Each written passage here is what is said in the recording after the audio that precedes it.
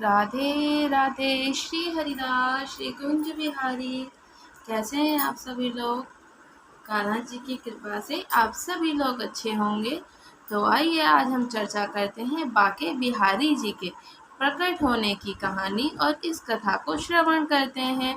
बांके बिहारी जी कैसे प्रकट हुए और कहाँ प्रकट हुए? तो वृंदावन में बांके बिहारी जी का विशाल मंदिर है, जहाँ देश भर से सभी लोग भक्त उनकी एक झलक पाने के लिए आते हैं और तरसते हैं उनकी एक झलक पाने के लिए, जो कि बांके बिहारी लाल हैं हमारे, जो प्रिय प्रीतम जी हैं। इतने सुंदर हैं और उनकी शक्ति इतनी अनंत है कि सभी लोग उनसे दर्शन करने के लिए इतने ललाहित रहते हैं, बहुत ज़्यादा, और इनकी झलक पाने के लिए ही तरसते हैं और बांके बिहारी जी की दर्शन करने के लिए ही वृंदावन जाते हैं। तो उनके जो कविदंतियों के अनुसार मार्गशीर्ष माह की पंचम तिथि को बांके बिहारी जी का प्राकट्य हुआ।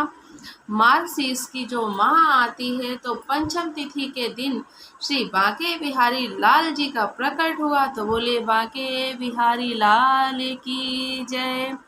जब उनका प्रकट हुआ तो यह मंदिर पुराने शहर में स्थित है। श्री बांके बिहारी जी के मंदिर का निर्माण स्वामी श्री हरिदास जी के वंशज के सामूहिक प्रयासों से हुआ था और मंदिर में बांके बिहारी जी की काले रंग की प्रतिमा में कृष्ण और श्री राधा रानी जी का मिला जुला सा स्वरूप समाया हुआ है, जिसमें कि दोनों ही हमारे श्री राधा रानी और हमारे ठाकुर जी महाराज का रूप सम्मिलित है और समाहित है, इसी में ही मिले हुए हैं।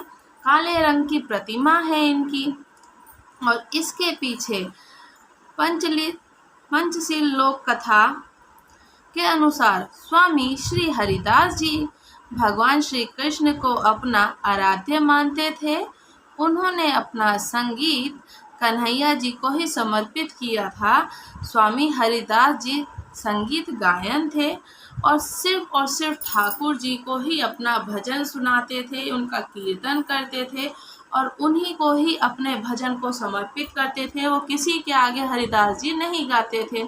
तो भगवान श्री कृष्ण को अपना आराध्य माना और उनको ही समर्पित करा, अपना कन्हैया जी को ही भजन। वह अक्सर वृंदावन स्थित श्री कृष्ण की रासलीला स्थली में बैठकर संगीत से कन्हैया को आराधना करते थे।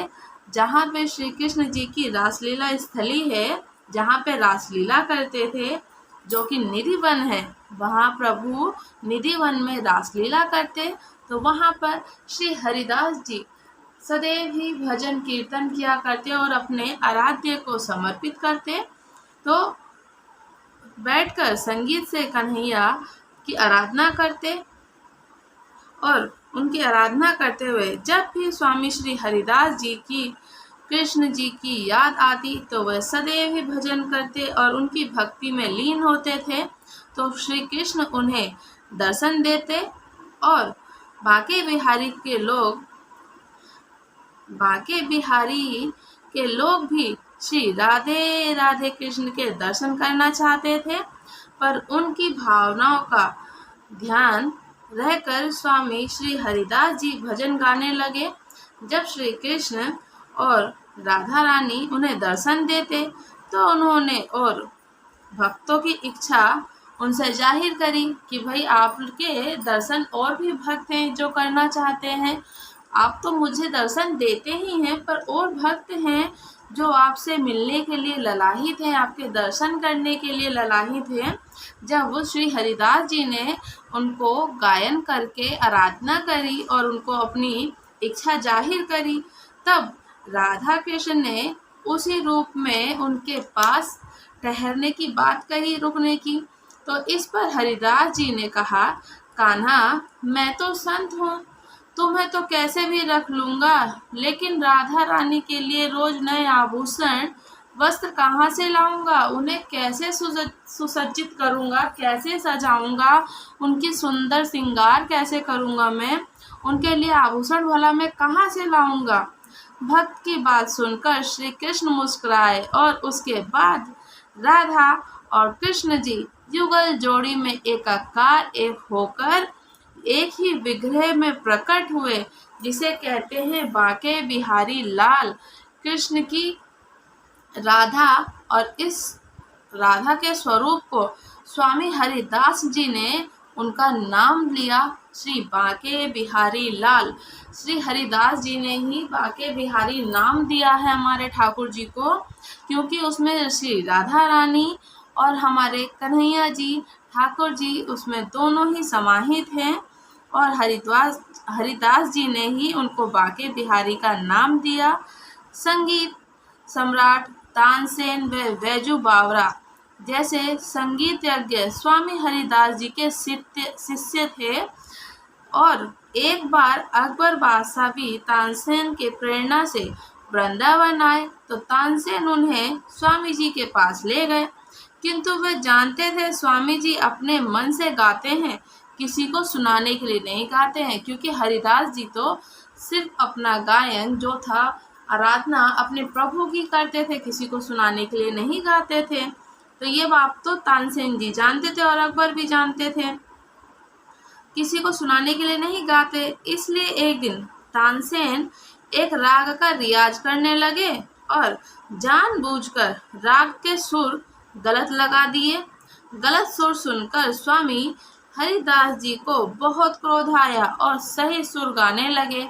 स्वामी हरिदास जी का उनका मधुर गायन सुनते ही आकाश के बादल झमझमा कर बरस उठे और सम्राट अकबर भी उनके मुरीद हो गए थे। बिहारी जी के संपूर्ण भारत में अलग अलग नामों से कई मंदिर भी हैं, किंतु इस मंदिर को विशेषता इसलिए दी गई है कि और उनकी अलग बनती है, उनकी जो विशेषता है, मंदिर के पुजारी बताते हैं कि अन्य मंदिरों की तरह यहाँ पर रोज मंगला आरती नहीं होती है। बांके बिहारी लाल जी में मंगला आरती नहीं होती। कहते हैं कि यहाँ निधि वन में हर रात्रि रासलीला के बाद श्री कृष्ण जी और श्री राधा रानी विश्राम करने आते हैं, आराम करते हैं और सुबह सुबह आरती करने से उनकी निद्रा भंग होती है। इसलिए बांके बिहारी लाल जी में मंगला आरती नहीं करते हैं, प्रभु शयन करते हैं। और बांके बिहारी जी के मंदिर की जो मंगला आरती है केवल और केवल जन्माष्टमी के दिन ही होती है। और इसी प्रकार केवल शरद पूर्णिमा के दिन ही श्री बांके बिहारी जी को बंसी धारण कराई जाती है, क्योंकि उन्हें श्री हरिदास जी लाला के अपने छोटे लाला के रूप में पूजते थे, उन्हें मानते थे और रखते थे। तो उनको लगता था हरिदास जी को कि अगर मेरा लाला दिन भर बांसुरी लिए रहेगा थक जाएगा, तो इसीलिए लाला को बांसुरी नहीं देते थे। वो बांसुरी सदैव पूर्णिमा और शरद पूर्णिमा की रात को ही मिलती थी उन्हें। और बांके बिहारी जी को एक ही दिन शरद पूर्णिमा में कराया जाता है धारण बंसी का। और केवल श्रावण तीज के दिन ही, जो सावन में तीज आती है, तो ठाकुर जी को झूले पर बैठाते हैं और उनके चरण दर्शन भी केवल और केवल अक्षय तृतीया के दिन ही होते हैं। ठाकुर जी की इतनी कृपा है, इतने सुंदर हैं, इतने सुंदर कि प्रभु बंसी धारण नहीं करते, सुंदर सुकोमल हैं और शरद पूर्णिमा के दिन ही धारण करते हैं। उनके चरणों के दर्शन केवल अक्षय तिथि के दिन ही होते हैं। और हमारे बांके बिहारी जी की जो लीलाएं हैं इतनी हैं कि जितना भी हम सुनेंगे उतनी ही कम है। और इन दिनों वह ठाकुर जी के दर्शन के लिए बहुत बड़ी संख्याओं में भीड़ लगती है, इतनी भीड़ लगती है कि मंदिरों में पैर रखना भी बहुत ही भीड़ होती है वहाँ। तो मंदिरों में पैर भी बहुत मुश्किल से रखा जाता है, क्योंकि इतनी भीड़ होती है श्री जी के दर्शन करने के लिए, ठाकुर जी के दर्शन के लिए। और भगवान कृष्ण की पूजा के तहत उनका विधिवत श्रृंगार भी किया जाता है। उन्हें भोग में माखन, मिश्री, केसर, चंदन और गुलाब जल चढ़ाया जाता है। वृंदावन में सबसे ज़्यादा भीड़ कहीं भी मिलेगी अगर आपको, तो वृंदावन के बांके बिहारी लाल के मंदिर में ही मिलेगी सबसे ज़्यादा भीड़। जो भक्त बांके बिहारी की छवि को लगातार देखने से श्री कृष्ण की भक्ति से वशीभूत हो जाते हैं ना, उनको ही ठाकुर जी के दर्शन होते हैं। और इसलिए इस मंदिर में उनकी छवि जो है ठाकुर जी के एक आगे पर्दा भी लगा हुआ है, ताकि पूर्ण एकाकार दृष्टि से कोई भी भक्त उन्हें ना देख पाए। क्योंकि जब भगवान को हम देखेंगे ना, तो उनकी जो श्रृंगार दर्शन है ना, और जो उनको देखते हैं इतने सुंदर इतने सुंदर इतने सुकोमल हैं कि उन्हें देख करके ही हम उनके वश में हो जाएंगे और प्रभु हमारे वश में हो जाएंगे। इसलिए उनके मंदिर में सदैव पर्दा चलता ही रहता है, पर्दा लगता ही है। उनकी छवि को अगर एक बार पूरी तरीके से निहार लिया ना, तो हम खो जाएंगे प्रभु में ही। तो इसलिए पर्दा लगा है, जो कि हर 2 मिनट में हिलाया डुलाया जाता है और हटाया भी जाता है, ताकि कोई भी बांके बिहारी को एकाटक ना देख सके। एकाएक जो देख लेना, उनकी मूर्ति में और उनकी छवि में, उनके प्रेम में, उनके श्रृंगार में जो इतने सुंदर आकर्षण होते हैं ना, उनको देखते ही स्वयं खींचे चले जाते हैं भगवान। और हमारे आंसू कभी नहीं रुकेंगे, हमारे आंसू फिर न रुकने वाले चीज़ें होती हैं, जो हम उनको कहना चाहते हैं, व्यक्त करना चाहते हैं, अपने प्रभु से जो बातें करना चाहते हैं, फिर हमारी जो बातें हैं ना, वो सिर्फ और सिर्फ उनसे आंसू के द्वारा निकलती है हमारी।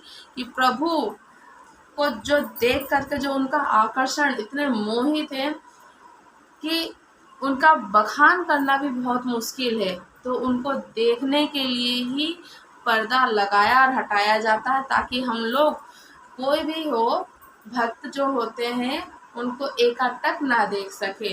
और जब प्रभु के दर्शन इसलिए नहीं कराए जाते हैं उनके पैरों के, क्योंकि प्रभु के पैरों में इतनी शक्ति है कि अगर वो देख लिए ना, जो वो तेज है वो हम नहीं सह पाएंगे।